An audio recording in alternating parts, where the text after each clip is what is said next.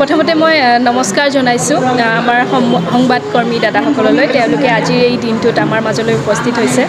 আৰু এই সময়খিনি আচলতে মোৰ কাৰণে বহুতখিনি গুৰুত্বপূৰ্ণ কাৰণ আজি মোৰ নতুন গীত কি কৰিব লাগিব আজি আমি ৰাইজৰ মাজলৈ এৰি দিলোঁ আৰু গীতটিৰ লগত আচলতে বহুজন ব্যক্তি জড়িত আছে বিশেষকৈ ক'ব লাগিব মোৰ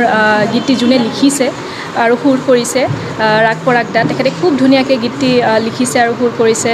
সকলোৱে নাচিব পৰাকৈ এটি গীত আৰু লগতে মিউজিক কৰিছে আৰু শব্দ সংমিশ্ৰণ কৰিছে ৰেক্স বড়ো তেখেতেও খুব ধুনীয়াকৈ মিউজিক প্ৰডাকশ্যন কৰিছে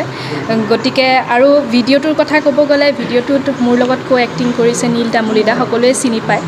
আৰু লগতে কোৰিঅ'গ্ৰাফ কৰিছে আৰু ডাইৰেকশ্যন কৰিছে আমাৰ পাপলু দা আৰু লগতে আশিফ আৰু বাবু বুলি আছে আমাৰ লগত গতিকে বহুজন ব্যক্তি এই গীতটিৰ লগত জড়িত আৰু ৰাইজে অলৰেডি আমাক ৰিলছৰ কাৰণে বহুত সহায় সহযোগিতা কৰিছে গীতটিৰ কাৰণে আৰু লগতে এই চাগতে মই ক'ব লাগিব আমাৰ মোৰ পৰিয়ালবৰ্গৰ মানুহ বিশেষকৈ মোৰ হাজবেণ্ডৰ কথা তেখেতৰ ছাপৰ্ট অবিহনে এই গীতটি কৰাটো একেবাৰে মানে খুব কঠিন আছিল মোৰ কাৰণে গতিকে প্ৰত্যেকজন ছোৱালীৰে হাজবেণ্ডজন এনেকুৱা ছাপৰ্টিভ হওক আগবাঢ়ি যাবলৈ দিয়ক যাতে সকলোকে সেইখিনিয়ে জনাইছোঁ লগতে আগন্তুক ৰঙালী বিহুৰ শুভেচ্ছা জনাইছোঁ সকলোকে ধন্যবাদ গীতটি সকলোৱে চাব আৰু আমালৈ জনাব গীতটি কেনেকুৱা হৈছে ধন্যবাদ